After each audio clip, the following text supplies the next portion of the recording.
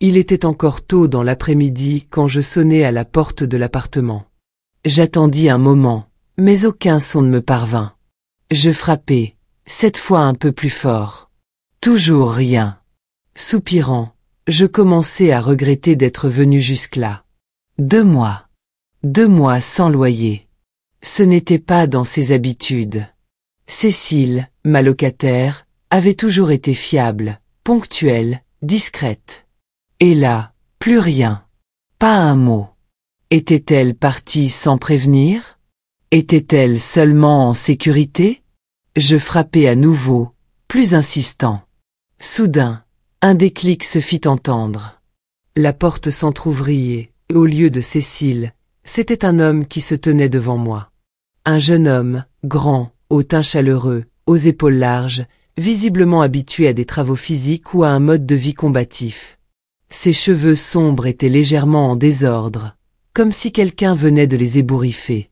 Il dégageait une certaine assurance, une présence que je ne pouvais pas ignorer. « Vous n'êtes pas ma locataire, dis-je, en essayant de garder une voix calme. » Il s'adossa nonchalamment à l'encadrement de la porte, les bras croisés. « Non, répondit-il avec un sourire en coin. » J'attendais une explication, mais il se contenta de me fixer avec des yeux profonds, insondables. Mon estomac se serra, mais ce n'était pas exactement de la peur. « Je cherche la femme qui loue cet appartement. Où est-elle ? Demandai-je. Il inclina légèrement la tête, comme s'il réfléchissait à ma question. Puis, sans se presser, il recula et ouvrit la porte plus grand. « Entrez, dit-il, d'un ton qui n'attendait pas de réponse. Malgré ma méfiance, je fis un pas à l'intérieur. L'appartement était sombre, l'air chargé d'une odeur de couverture chaude et d'un vague antiseptique. Là, allongée dans un lit, se trouvait Cécile. Elle avait l'air fragile, épuisée, si différente de la femme vive et indépendante à qui j'avais loué ce logement. Ses yeux s'entr'ouvrirent en m'apercevant, et elle tenta de se redresser. « Je suis désolée pour le loyer, murmura-t-elle d'une voix faible. « Ne vous inquiétez pas pour ça maintenant, dis-je, levant une main pour l'apaiser. Reposez-vous. » « Elle n'écoute jamais, murmura le jeune homme, que j'appris plus tard s'appelait Marc. Il se tenait dans un coin de la pièce, les bras toujours croisés. De plus près, je ne pouvais m'empêcher de remarquer à quel point il était imposant, avec une mâchoire bien dessinée et une allure naturellement assurée. « Ma mère est malade depuis des semaines. Je suis venu m'occuper d'elle, mais... » Il soupira, passant une main derrière sa nuque. « Ça a été dur. Pas d'assurance. Tout passe dans ces médicaments. » C'était clair. Je comprenais ce qu'il voulait dire. Je n'étais pas du genre à accorder facilement des délais de paiement, encore moins à me montrer charitable. Mais là, en voyant l'état de Cécile et la détermination silencieuse de Marc, je me surpris à dire quelque chose qui n'était pas dans mes habitudes. « Oubliez le loyer pour l'instant, déclarai-je. Concentrez-vous sur elle. Si vous avez besoin de quoi que ce soit, faites-le moi savoir. » Marc me regarda, interloqué. Pendant une seconde, il resta figé, comme si je venais de lui ôter un poids immense des épaules. Je crus même qu'il allait me remercier ou protester, mais il resta silencieux. Il se contenta d'un léger hochement de tête. « D'accord, finit-il par dire doucement. Prenez soin d'elle, ajoutai-je en quittant l'appartement. Dans ma voiture, les mains agrippées au volant, je tentais de comprendre ce qui m'était passé par la tête. Je n'étais pas habituellement aussi indulgent. Mais en repensant au regard de Marc, à sa mère allongée là, une part de moi sentait que c'était la bonne chose à faire. Les jours suivants, je ne pouvais pas m'empêcher de repenser à cette scène. Chaque détail revenait comme un murmure persistant, le regard de Marc, à la fois vigilant et vulnérable, et l'image de Cécile, si affaiblie, luttant pour ne pas sombrer. J'avais dit que le loyer pouvait attendre, mais je savais que je ne pouvais pas laisser les choses ainsi indéfiniment. Quelques jours plus tard, je revins à l'appartement. Cette fois, Marc m'ouvrit presque immédiatement. Son expression était plus détendue, bien qu'une ombre de fatigue planât toujours dans ses yeux. À l'intérieur, la pièce semblait plus animée. Cécile était assise dans un fauteuil, un plaid sur les genoux.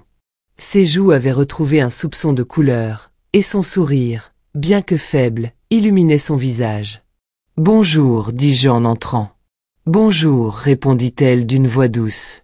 Et merci, pour tout. »« Comment vous sentez-vous aujourd'hui » demandai-je, m'avançant vers elle. « Un peu mieux, dit-elle, le regard tourné vers Marc. Mon fils prend bien soin de moi. » Marc, debout à côté d'elle, croisa les bras et haussa légèrement les épaules. « C'est normal. C'est ce que font les familles. » Il y avait une certaine chaleur dans sa voix, une détermination tranquille. Je ne pouvais m'empêcher d'admirer cette force qu'il dégageait malgré les difficultés évidentes. « Écoutez, dis-je après un moment de silence, j'ai réfléchi, et je pense qu'il serait peut-être judicieux d'explorer des options d'aide financière ou des ressources médicales locales. Il doit bien y avoir des organisations capables de fournir un soutien temporaire. » Cécile hocha la tête. « Je n'y ai pas encore pensé. Je n'ai jamais eu besoin de demander de l'aide auparavant. » « Et maintenant, on s'y met, dit Marc, souriant légèrement. Je ferai quelques recherches. Merci de nous y faire penser. » Les jours suivants, nous collaborâmes pour trouver des solutions. Marc contacta des associations, des cliniques locales et même quelques groupes d'entraide. Je proposai de faire le lien avec des services communautaires que je connaissais. Au fur et à mesure que les jours passaient, un réseau de soutien commença à se mettre en place. La vie dans l'appartement changeait doucement, le sourire de Cécile revenait, et Marc semblait plus détendu, bien que toujours vigilant. De mon côté, je me surprenais à passer plus de temps là-bas, à prendre des nouvelles, à partager une tasse de café ou à discuter de tout et de rien. J'appris que Marc était un passionné de mécanique, qu'il avait travaillé dans des ateliers depuis qu'il était adolescent. Je découvris aussi que Cécile avait été institutrice, et qu'elle avait touché la vie de nombreux jeunes avant de prendre sa retraite. Peu à peu, ce qui avait commencé comme une simple relation propriétaire-locataire devint quelque chose de plus humain. Une connexion se tissait, non seulement entre Marc et moi, mais aussi avec Cécile, qui partageait avec moi des anecdotes de son passé, des histoires de ses élèves, et des souvenirs d'une époque où elle se sentait invincible. En voyant leur force, leur volonté de s'en sortir ensemble, je réalisais à quel point ces moments d'entraide pouvaient transformer les vies. Ce qui avait commencé comme une simple inquiétude au sujet du loyer devint une expérience qui me poussa à réévaluer ma propre manière de voir le monde, et à comprendre que parfois, la vraie richesse réside dans les liens que nous tissons. Avec le temps, la routine s'installa. Je venais régulièrement pour m'assurer que tout allait bien. Marc et moi discutions souvent dans la cuisine pendant qu'il préparait un thé ou un café. Il m'impressionnait par sa patience et son dévouement. Cécile, quant à elle, semblait plus forte de jour en jour. Ses joues retrouvaient peu à peu des couleurs, et elle pouvait rester debout plus longtemps. Un après-midi, en arrivant, je trouvai Marc en train de bricoler quelque chose dans le petit atelier de l'appartement. Une lampe défectueuse, apparemment. Encore occupé à jouer au réparateur, demandai-je en souriant. Ça m'occupe les mains, répondit-il avec un clin d'œil, ses doigts habiles manipulant les fils électriques. Et ça évite de trop réfléchir. Je m'assis sur une vieille chaise à proximité. Tu sembles plus détendu qu'avant. Il haussa les épaules, mais un sourire discret passa sur ses lèvres. On s'en sort mieux, c'est tout. Merci encore pour votre aide. Ce moment simple me toucha plus que je ne voulais l'admettre. C'était étrange à quel point je m'étais attaché à cette petite famille. Ce qui avait commencé comme une simple vérification de loyer s'était transformé en quelque chose d'autre, quelque chose de plus profond. Marc était plus qu'un simple locataire maintenant. Il était un ami, peut-être. C'était une pensée surprenante pour moi, mais pas désagréable. Dans les semaines qui suivirent, je continuai de passer du temps avec eux, parfois à discuter avec Cécile de ses anciens élèves ou de ses recettes de cuisine préférées, parfois à aider Marc à réparer des objets ou simplement à boire un café en silence. Petit à petit, l'appartement reprenait vie. La lumière entrait à nouveau par les fenêtres, les rires remplaçaient le silence, et une sorte de chaleur s'installait. C'était un rappel inattendu de la force des liens humains. Moi qui avais toujours tenu les gens à distance, je découvrais à quel point il pouvait être gratifiant de tendre la main. Un soir, alors que je m'apprêtais à partir, Marc m'arrêta près de la porte. « Attendez, dit-il, une clé à la main. Je voulais juste vous remercier. » Je le regardai, surprise. « Tu n'as pas besoin de me remercier. Ce n'est pas grand-chose. » Il secoua la tête. « C'est plus que ce que vous pensez. Vous êtes venu nous voir quand on en avait besoin. Et pour ça, je suis vraiment reconnaissant. » Ces mots, simples mais sincères, m'atteignirent d'une manière que je ne m'attendais pas. Je ressentis une chaleur au fond de ma poitrine. Tout ce que j'avais fait jusqu'ici, je l'avais considéré comme un geste naturel. Mais entendre Marc le reconnaître, le dire à haute voix, donnait un nouveau poids à tout cela. « Je voulais juste vous le dire, ajouta-t-il en haussant les épaules, un peu gêné. Je lui souris, tapotant légèrement son épaule. « C'est gentil, Marc. Merci. » Au fil des semaines, la vie continua de s'améliorer pour eux. Les organisations que nous avions contactées commencèrent à apporter leur soutien. Cécile, bien que toujours en convalescence, semblait plus vive. Elle avait retrouvé un peu de sa force d'autrefois. Marc, de son côté, décrocha un petit travail temporaire dans un garage du quartier. C'était modeste, mais c'était un début.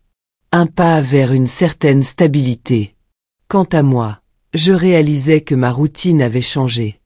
Je n'étais plus simplement un propriétaire venant collecter son dû. J'étais devenu une sorte de soutien, un pilier inattendu pour cette petite famille. Et eux, sans que je m'en rende vraiment compte, étaient devenus importants pour moi.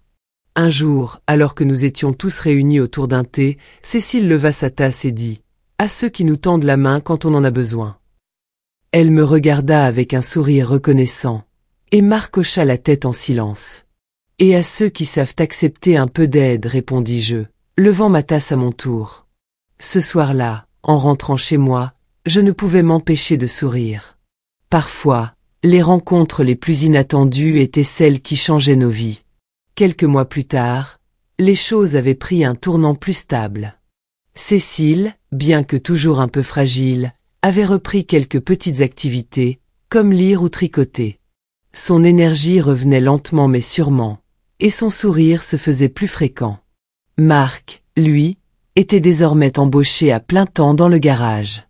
Il rentrait souvent avec les mains encore un peu tachées de cambouis, mais avec un air plus détendu, presque satisfait. Je continuais de passer les voir, parfois pour partager un repas ou simplement discuter. C'était devenu un rituel auquel nous tenions tous. Un soir, en quittant leur appartement, Marc m'accompagna jusqu'à la porte. Il secoua la tête. « Non, sérieux. Vous avez fait tellement pour nous. Je ne sais pas si on aurait pu s'en sortir sans votre aide. Alors, si jamais, un jour, quoi que ce soit, n'hésitez pas. » Ces mots, bien qu'hésitants, étaient sincères. J'acquiesçai avec un sourire. « D'accord, Marc. Je n'hésiterai pas. » Alors que je sortais, je me rendis compte à quel point leur présence dans ma vie m'avait changé. J'étais entré dans cet appartement par obligation, simplement pour récupérer un loyer. Mais j'en étais ressorti avec des amis, avec un sentiment d'avoir fait quelque chose de bien, quelque chose qui comptait. Et au fond de moi, je savais que si un jour c'était moi qui avais besoin d'aide, je pouvais compter sur eux. Parce que parfois, c'est en tendant la main qu'on découvre qui seront nos véritables soutiens dans la vie. Les saisons passèrent, et l'hiver approchait à grands pas. L'appartement était désormais un foyer où régnait chaleur et rire. Un soir, en décembre, je reçus un appel de Marc. « Bonsoir, dit-il, un peu hésitant. On voulait savoir si vous seriez libre demain soir. » Je fronçai les sourcils, curieuse. « Libre pourquoi ?» Il rit doucement. « Ma mère et moi avons une petite surprise pour vous. Juste un dîner. Rien de trop formel. » Surprise, J'acceptai. Le lendemain soir, en entrant dans l'appartement, je fus accueilli par une table magnifiquement dressée et un délicieux parfum de cuisine maison. Cécile était rayonnante, vêtue d'une jolie robe, et Marc avait même mis une chemise propre. Le tout avait un air de fête simple mais sincère. « Vous avez fait tout ça ?» demandai-je, émerveillé. « Vous méritez bien ça » répondit Cécile avec un sourire tendre. « Pour tout ce que vous avez fait pour nous. » Le dîner fut chaleureux, ponctué d'anecdotes et de rires. Marc raconta des histoires du garage, Cécile partagea des souvenirs de son enfance, et je me surpris à parler de mes propres aventures, de mes voyages, et même de mes maladresses. Au moment du dessert, Cécile leva son verre. « À notre bienfaitrice, dit-elle, ses yeux brillants de gratitude. Et à un avenir meilleur. » À un avenir meilleur, répétai-je, ému. Ce moment resta gravé dans ma mémoire comme l'un des plus simples et des plus précieux. Il ne s'agissait pas d'argent, ni de faveur, mais de liens tissés avec sincérité. Quand je quittai l'appartement ce soir-là, la neige commençait à tomber doucement. Et pour la première fois depuis longtemps, je ressentis une profonde paix intérieure. Les liens humains, si souvent négligés, avaient une manière de réchauffer même les cœurs les plus endurcis. Le temps continuait de filer, mais ce lien que nous avions noué ne faisait que se renforcer. L'hiver fit place au printemps, et les jours devinrent plus lumineux. Cécile, qui reprenait peu à peu des forces, se mit à passer des heures à jardiner sur le petit balcon de l'appartement. Elle y faisait pousser des herbes aromatiques, des fleurs colorées et même quelques légumes. Marc, toujours aussi occupé avec son travail, ne manquait jamais une occasion de l'aider, même si cela signifiait revenir le soir avec de la terre sous les ongles. De mon côté, j'appréciais ces moments passés en leur compagnie. Je voyais en eux quelque chose d'authentique, une simplicité dans la façon dont ils affrontaient la vie. Cela me rappelait que l'entraide n'avait pas besoin de grandiloquence. Parfois, c'était dans les petites choses, un sourire, une discussion au détour d'un couloir, une tasse de thé partagée qu'on trouvait le vrai réconfort. Un jour, Marc m'invita à voir le balcon transformé. « Ce n'est pas grand-chose, dit-il en haussant les épaules, mais maman y tient vraiment. Elle dit que ça la fait se sentir vivante. » En voyant l'explosion de couleurs et de verdure, je ne pus m'empêcher de sourire. « C'est magnifique, répondis-je sincèrement.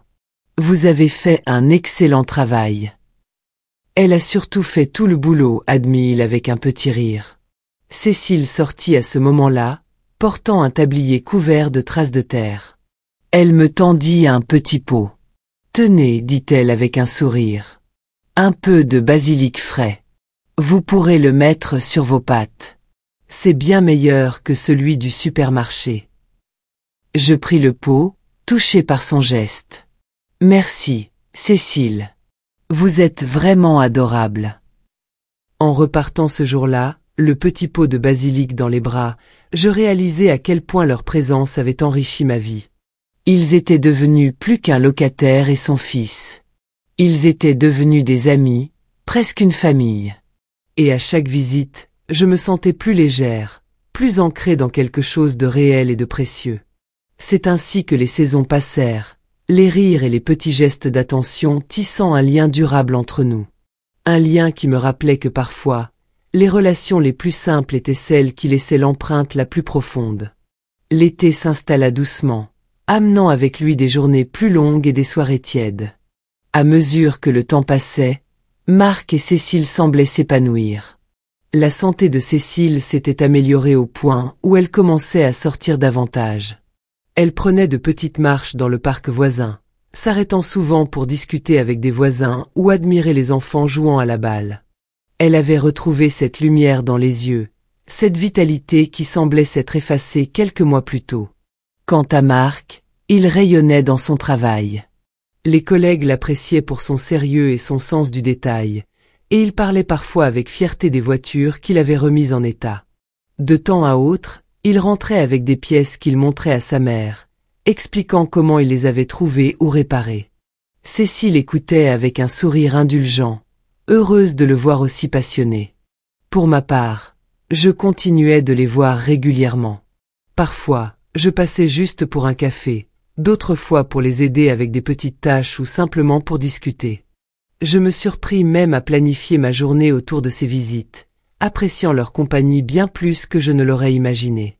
Un soir, Marc proposa quelque chose d'inattendu. « Vous avez toujours dit que vous aimiez cuisiner, commença-t-il, le regard légèrement hésitant.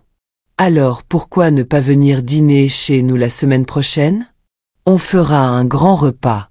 Vous pourriez nous montrer votre recette de lasagne. » Je ris doucement. « Tu veux que je cuisine pour toi, c'est ça? » Il leva les mains en signe de reddition. « Pas seulement pour moi, mais pour maman aussi.